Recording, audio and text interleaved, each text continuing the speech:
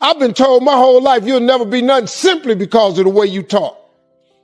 But I ain't never let that stop me. When I first got on TV at NBC 7 years ago, they sent a linguist. So the woman comes in my office and she says, "Are you ready to begin?" And I said, "Excuse me, ma'am, who are you?" She said, "NBC is of the understanding in order for you to be successful on daytime TV, you're going to have to learn how to speak more eloquently." I said, "I ain't finna do all that there." She said, "Say what you just said to me again slowly." I said, "I ain't finna do all that there." She said, "That's exactly why I'm here." I said, "Yeah, but I talk just like this here. What's the problem?" She said, "If you don't learn how to speak more properly, you'll never be successful." I said, "Who told you that? You walked into my office. I'm already on TV. Now I made it to this point without you. I don't know how you figure I ain't gonna get the rest of the way without you." She says, "Listen to me. If you don't learn how to speak better, you'll be off TV." I said, "Which one of these sound best to you? I am broke or I'm is rich?"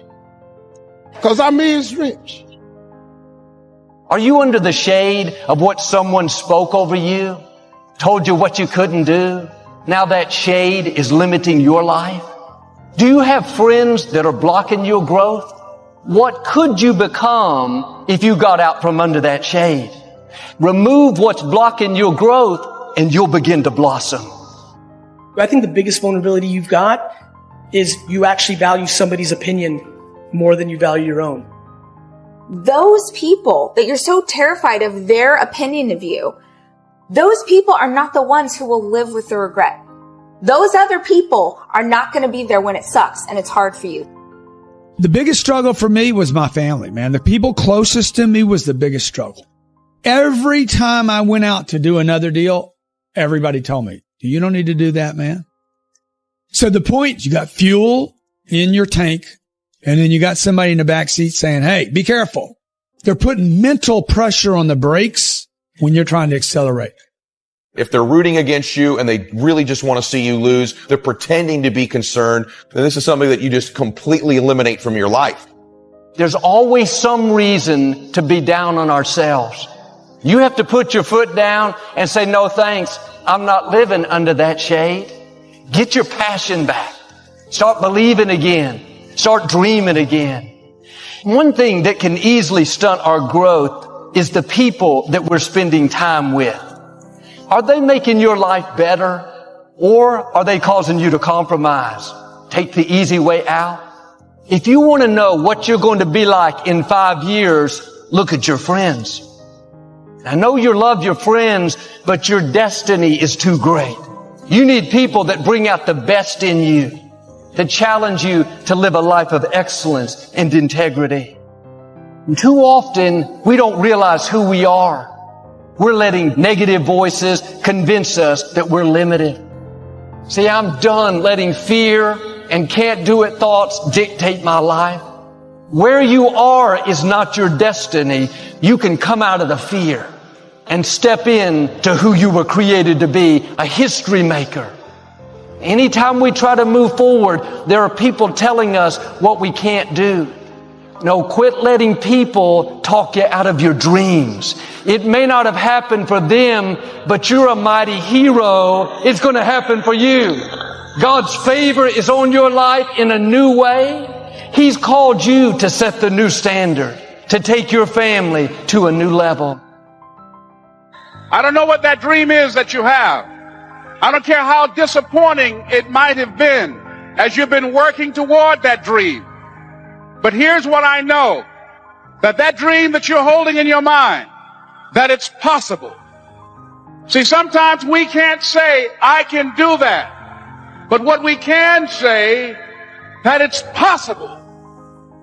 And here's what I will share with you, that in the process of working on your dreams, you are going to incur a lot of disappointment, a lot of pain, a lot of defeats.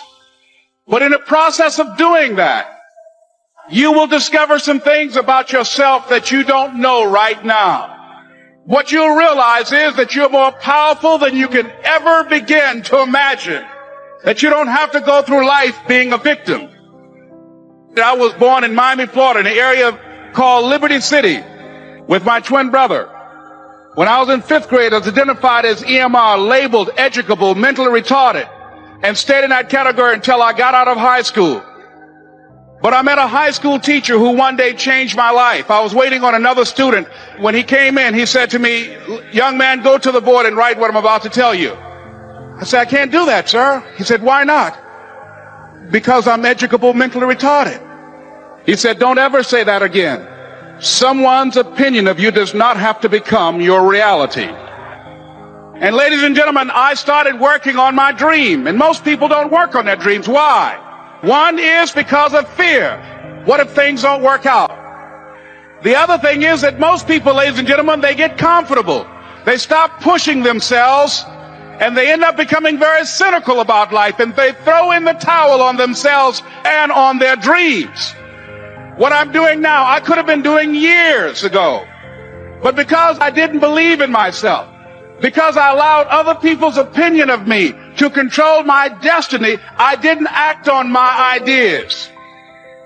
And not only is it important for you to know it's possible for you to choose your future, but it's necessary that you get the energy drainers out of your life. People who don't want anything, people who are not challenging themselves, people who have stopped dreaming. It's necessary that you align yourself with people who are hungry, people who are refusing to leave life just as it is and who want more. It's necessary that you get the losers out of your life.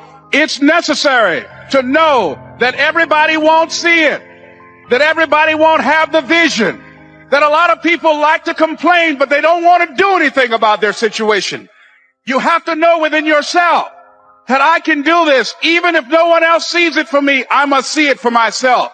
By being one of those individuals that keep your commitments, that keep your word, that's relentless. That is you. That no one can do it for you but you. You must understand that. Yes, it's possible that you can choose your future and direct the course of your life. It's necessary that you have goals, that you write those goals down, that you plan. It's also necessary that you look for ways to always find a way to pull it out when everybody else thinks that you are defeated. But the next thing, ladies and gentlemen, I want to share with you that it's hard. It's not easy. It's hard changing your life. And here's what I want to say to you. For those of you that have experienced some hardships, don't give up on your dream. No one could have convinced me by holding on, by continuing to run toward my dream, that one day I would have my own talk show. No college training, labeled educable, mentally retarded, but I kept running toward my dream. Don't stop. Don't stop. Don't stop running toward your dream. As you hold on to that dream, there are moments when you're going to doubt yourself. There are rough times that are going to come, but they have not come to stay. They have come to pass. It's very important for you to believe that you are the one. It was hard laying on the floor of the Penobscot building, looking out of the window, daydreaming. I used to ask myself, can I do this? And something said within me, you're the one. You're the one. Promise yourself you'll read the books until your skills change. You'll listen to it until it makes sense. Never give up until, however long that is. Step by step, piece by piece, book by book, go for it. Don't miss the chance to grow. Then you'll discover some of life's best treasures when you pay that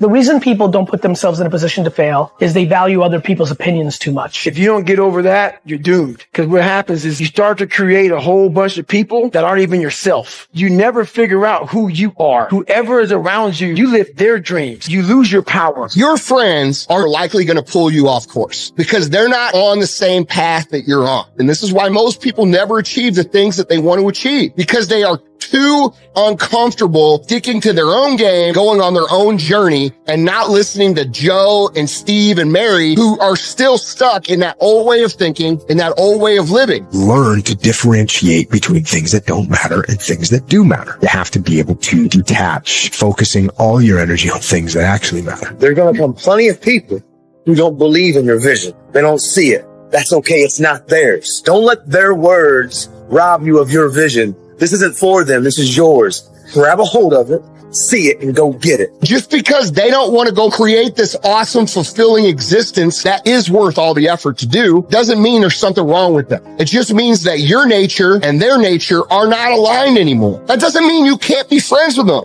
But what it does mean is that you're going to have to get comfortable sticking to your own plan and telling them no when they want to go out on Friday, Saturday, Sunday. Discriminate between things that matter and things that don't matter. And the way that you do that is by detaching from everything, and you focus on the things that matter, and it's going to make your entire life a lot easier. So if you want to win, you're going to have to get real comfortable keeping your head on your plan, let people be happy, and put the time into making yourself happy. People have different natures. Not everybody's meant to be a billionaire. Not everybody's meant to be a perfect human specimen physically. This isn't for them. This is yours. Grab a hold of it, see it, and go get it. This isn't for them. This is you. Drown them out. Choose the happy few. Politely walk away from friends who don't support the changes in your life. There will be friends who don't. You will be jealous and afraid every time you make a change. They will see your new motivation as a condemnation of their own lack of it. In subtle ways, they will bring you back down to who used to be. Beware of friends and family who do this. They know not what they do. The people who spend time with will change your life in one way or another. If you associate with cynics, they will pull you down with them. If you associate with people who support you in being happy and successful, you will have a head start of being happy and successful.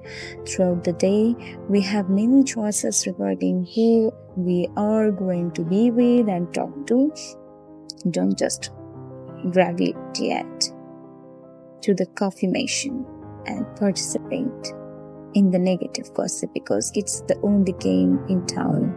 It will drain your energy and stifle your own optimism. We all know who lifts us up, and we all know who brings us down. It's okay to start being more careful about to whom we give our time.